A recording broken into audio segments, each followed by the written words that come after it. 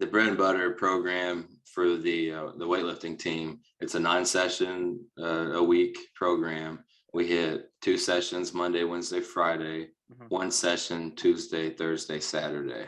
Okay. So Monday, Wednesday, Friday morning, that would be more like our power variations, typically lighter movements, more like a higher speed, more like powerful movements. And then in the evenings, it'd be more like full lifts. So Monday evening, snatch, clean and jerk. Wednesday evening, maybe we've got, I don't know, some full snatch variation, a heavy clean, and then jerk off the blocks. And then Friday, I don't know if you've heard of Max Out Friday or not, but we call it that because basically we're going to a really high percentage of a full snatch, clean and jerk variation.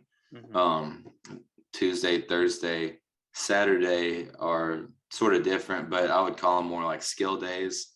And sometimes you'll have heavy lifts on those days, but maybe like Tuesday. So we might do like a lighter variation that works on a particular piece of your technique that's missing. So, you know, like maybe we want to develop the hang position in the snatch and we want to keep it lighter. So we do a hang power snatch, maybe a power clean and push press off the blocks. 2 good examples.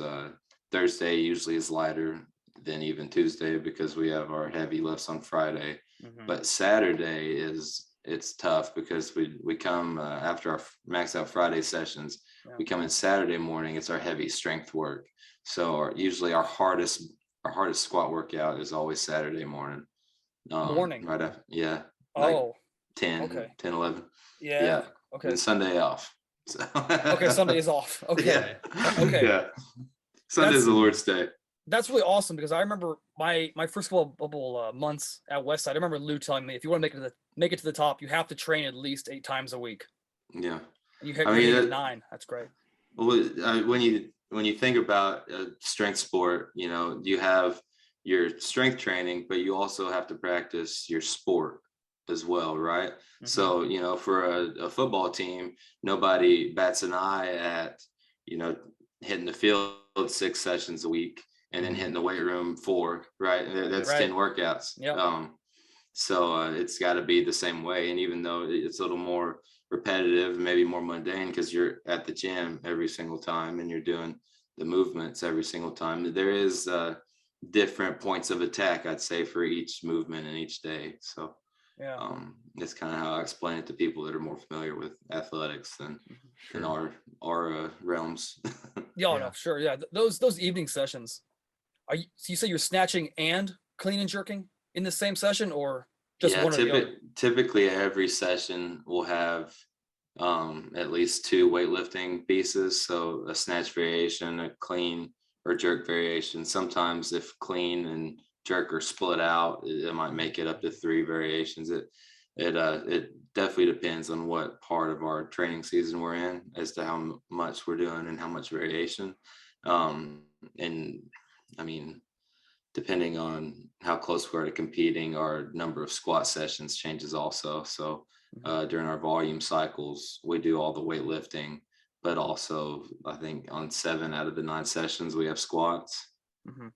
Once it gets closer to meet, we squat intensity maybe 4 or 5 times. Okay, like back squat 4 or 5 times, or back or front. Okay, overhead. Not usually. Okay. We do so much volume in the overhead squat and the snatching. So if you're already full snatching and you've developed the overhead stability, there's not really a reason to break it down any further. But if you are, you know, if you're struggling with your overhead, we might break out some snatch balance plus overhead squat, power snatch plus overhead squat. So we've done that before, but that is, you know, just an overhead stability exercise. We usually keep it light and try to get volume there. But you know, that movement with the hands so wide, you need a lot of radial deviation overhead.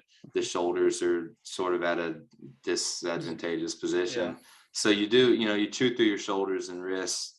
I wouldn't say quick. The quick's the wrong word, but you can overdo it for sure, especially when you're doing 9 sessions.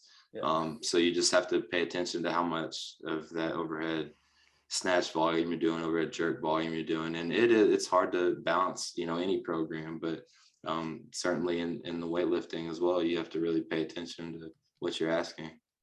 Yeah, I mean, I've been told by several people, and I'm not sure if I 100% agree with this. So level in, because you've been to the top, you're at the top. So I've been told that you should never snatch or clean the same session. I've always been in the mindset of, if you got to do that in a meet, I don't see why you Yeah, wouldn't do that training. that's a wild Have you rule. heard this? Like, If I heard it, I make fun of whoever told it to me. okay. Because I mean, your point is exactly right. You know, you have to snatch and clean and jerk in a single session on the stage. If you don't prepare for that, I mean, you're not gonna be trained for it. I mean, that's the bottom line. If you can't do both lifts heavy in a session, how are you gonna do it, you know, on a competition platform